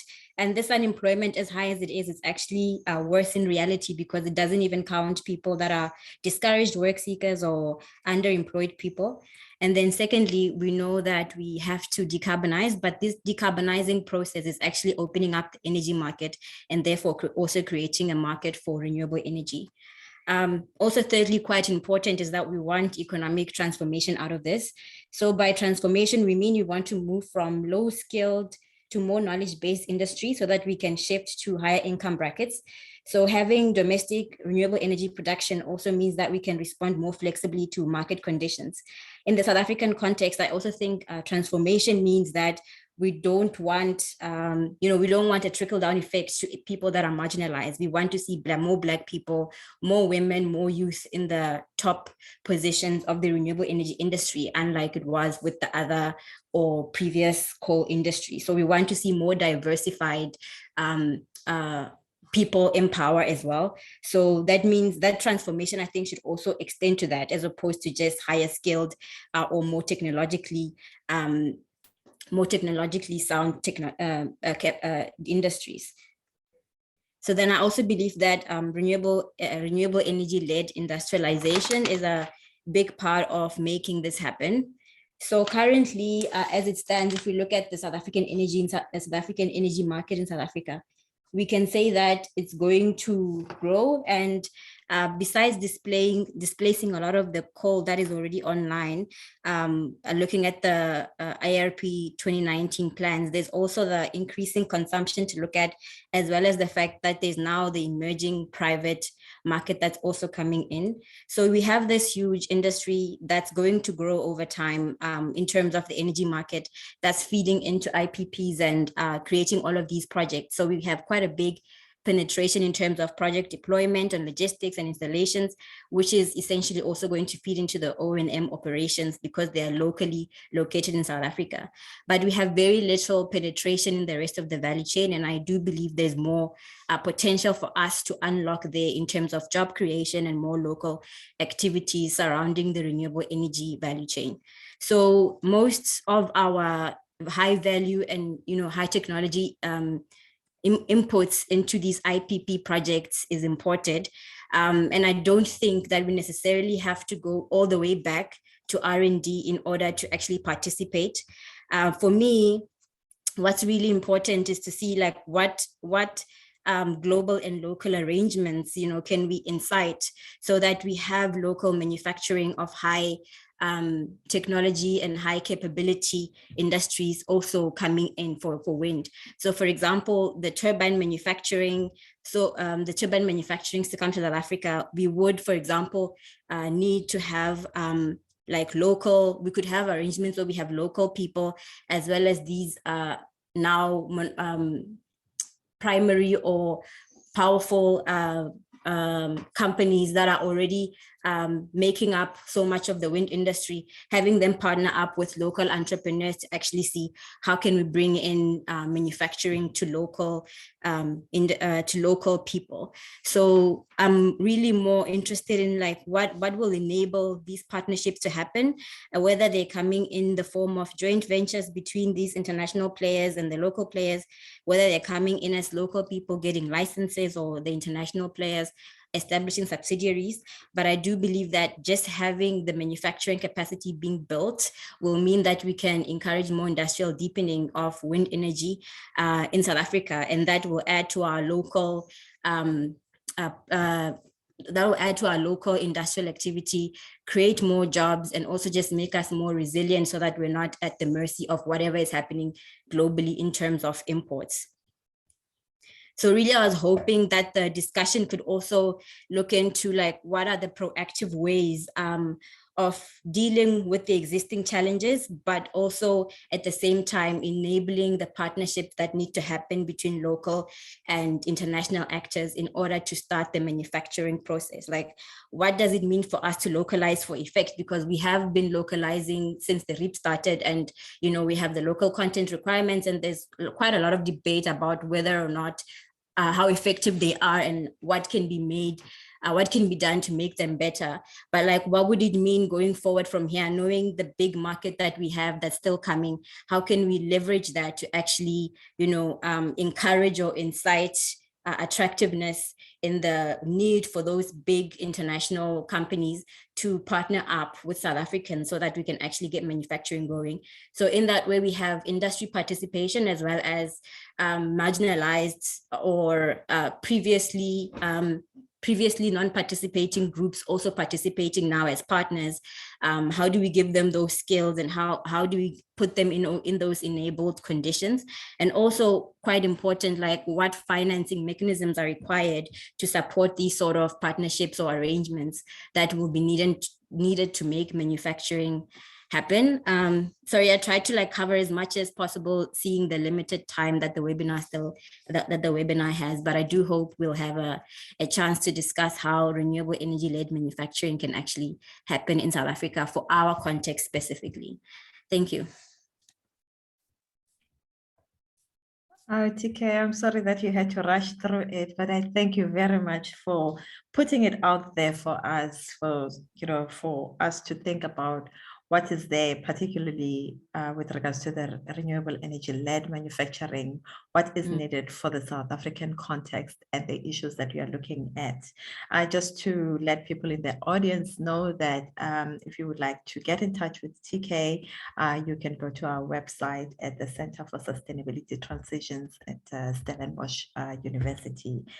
She's listed there under students.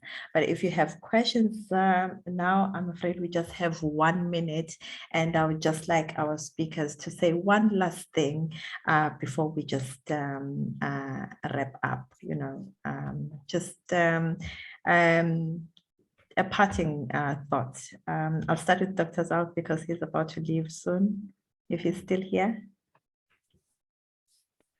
I am. Thanks again, and thanks for kind of putting me at the head of the queue. Well, I think just thanks to IEJ for organizing this seminar. I think it's been really interesting. It raises really important questions. In summary, I think there is considerable scope for us to raise localization and to increase the number of decent jobs in the wind wind energy value chain, and there needs to be very purposive kind of efforts around that, and also support from civil society to push a progressive agenda in this space. Thanks. Thank you, Dr. Zalk. Thank you very much for those wise words. Ms. Angelina, do you have some last parting thoughts for us, please? Yes, absolutely. If you go through the REAP program and you look at all the economic development elements, you'll definitely be very happy that in the coming years, you will see that what the just energy and what BEE and what the transformation agenda of the country for the NDP goals, etc., is supported by the REAP framework. So you'll be very happy. Just be patient with the process.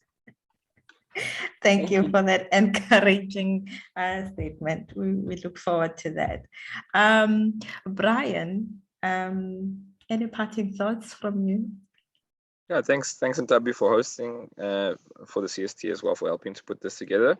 Yeah, very quick last thought. You know, we definitely feel very strongly about public ownership, and your question, TK, about ownership about South Africans is very important. I think it needs to be part of our tool set of very aggressive demands, but not understood as some sort of charity mechanism to ensure communities have extra money, but about using low-cost capital, as has been done in other parts of the world, to lower the cost of manufacturing, and to think about public ownership as something that can help us bet local, and ensuring that where public procurement mechanisms are being used to purchase heavy industry, that we are betting on ourselves and betting local, and putting in the institutional arrangements necessary, so that when we do bet big, that we have a higher chance of success. And that where we are de-risking, we're de-risking for ourselves, and to ensure that we can build quality employment on our country. Thank you. Thank you very much, everyone. I learned a lot, and I'm sure our audience also appreciates everything that was said today. I think this conversation should continue, particularly on the renewable energy-led industrialization, is quite important right now in South Africa, and we should continue with this conversation. But I'd like to close now, and thank you, IEJ, and thanks to the colleagues also at CST for being part of this. Thank you, everyone. Bye-bye. Thank you, Ntabi. Bye. Bye. Thank you.